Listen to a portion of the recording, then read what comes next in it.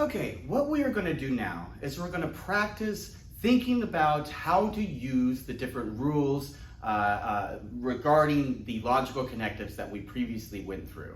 I'm going to put some proposition on the board, some particular statement that's put into symbolic form. We'll look at it. We're going to stipulate what the different letters are, whether they're true or false, and then make sure we understand how the rules work. All right, so let's look at the first one. So the first one I've got, it is not the case that J or W. But now let's go ahead and just say, let's let J and W be false. Right? Let both J and W be false. So how would I symbolize that? Well, if this is false and that is false, right? That's what we mean. All right, so let's begin by looking at what's inside the parentheses. Inside the parentheses is the disjunct, and our rule for disjunction is when both sides are false, then the whole disjunction is false. Remember, for disjunction, as long as one of the two sides is true, the whole thing will be true. In this case, both sides are false, so that means this is false also. But now we've got the dominant operator, the main operator here, which is the negation symbol, right? Is negating everything that's going on inside of the parentheses. And our rule for negation is that it changes the truth value. So it's going to change the truth value of that F right here that applies to the disjunction. So since the disjunction is false, then that means that the main operator here, the negation, will be true. So that means the whole darn thing will be true, right? That you'll have problems like this where you'll have to determine whether or not some proposition is true by using what we stipulated regarding these different truth values. All right, the next one is a little more complex. Let's have L and E, or N and not E. All right, so what we're going to do now is we're going to, let's say, let L be what? Let it be true. Let's say let E be false. And let's let N be true. And that's it, right? E is false, N is true, and L is true. So let's go ahead and put those truth values in. Right, so L will be true, E we said was false, right? N we said was true, and so again E was false. All right, so now that we know we're just stipulating what the different truth values are for these different statements, the L, the E, and the N. Now we can work with what we have to determine the truth value of the entire statement. And notice that the dominant operator is the disjunct here, right? So that's the one that we will do last. So it doesn't matter which side we work with first, but we do need to work within the parentheses first. So let's just go ahead and do this one first. This is the conjunction. And remember, the rule for conjunction says that it's true as long as both sides of the conjunct are true. Right? So here I've got a true L and a false E. So that means this whole statement, what's inside of the parentheses, L and E, that will be false. All right, so now let's move over to this one. Over here is, once again, we've got a conjunction, but we can't do the conjunction first. First, we actually have to do the tilde, which is the negation that's being applied to the E. Right? That negation is operating on the E. And the E is false. The rule for negation tells us that it changes the truth value. So the E will then become true. Right? So now we can work with conjunction. Right? We've got a true here and a true there. Our rule for conjunction is as long as both sides are true, the whole thing will be true. So that makes this true also. Finally, we can work on the disjunction.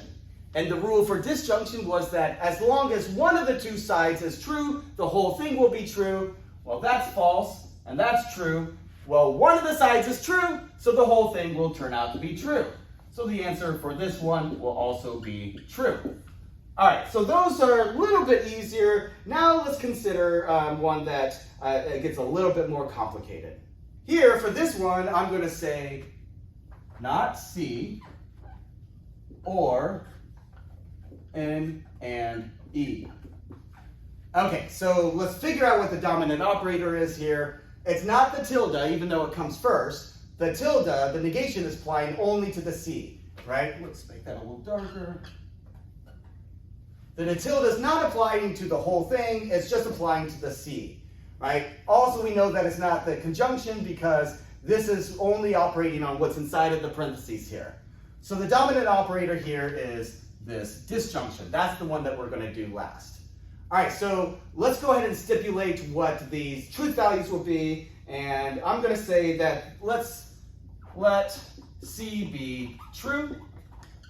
Let's let N be true. Let N be true. And let's let E be false. Let E be false. So let's plug that in. C was going to be true, so we'll put a true there. The N is going to be true, so I'll put a true there. And the E is false, so we'll put the false there. All right, so this is conjunction. We got to work within the parentheses first. And we know that conjunction, the rule says both sides have to be true in order for the whole thing to be true. So I've got a true and a false. That makes this part here will be false, what's inside of the parentheses. Now, over here, I've got the negation that's operating on the C. So its rule tells us to switch or to change the truth value. So that's going to become false. Now, what I'm doing is I'm looking at these two parts, right? The F here and the F here. And I'm working with the main operator, which is the disjunction. That rule tells us that as long as one of the two sides is true, then the whole darn thing will be true. But in this case, I've got a false and a false, so I know that the whole thing will be false. So we got F there. The answer is false. All right, so we've got a few different examples. Let me go through, let's see, let me find one. Yeah, so let's do this one. B, if B, then not Z. All right, so let's go ahead and stipulate, let B be true, and let's let Z be false. Okay, so B will be true, Z will be false. Now we got to be careful here because while this is a conjunction, but we got to be careful here because even though this is a conditional statement, and normally if I have a true antecedent and a false consequent, then the whole thing would be false. That's the only time it would be false. But I also have this negation that's operating on the Z. And we got to do that negation first. Even though the horseshoe is the dominant operator, the whole thing is a conditional statement, we got to work with the negation first. And the rule for negation says to change the truth value of what it's operating on, in this case Z. So since that's false, it now becomes true. Now we can work with the horseshoe, the conditional. And we got a true B and a true not Z. And so that means the whole thing will be true. So the answer here is true. So let's look at example with the biconditional, where we've got an if and only if, right? So in this case, I'm going to say not C, if and only if Z. All right, and let's just stipulate that we're going to let the C be what I say, true, and we're going to let Z be false. Okay, so I'm going to put in a true here, and I'm going to put in a false there. Well, I cannot do the biconditional yet, right? I need to first do the negation that's operating on the C. And also, notice that there's no parentheses here, right? So the biconditional we do last. The tilde or the negation is operating only on the C, not on the whole thing. If we had parentheses around the whole thing, then we would actually do the negation last because the tilde would be operating on everything that's inside the parentheses, but we don't have that in this case. All right, so let's go ahead and change the truth value for C. The rule for negation tells us to change the truth value. That would become false. All right, so now we're working with these two here. And the rule for the biconditional is that as long as both sides have the same truth value, then the whole thing will be true. But if either of the two sides are different in their truth values, then the whole thing will be false. Right? So here I've got a false and a false, so the whole thing will be true. The answer here is true.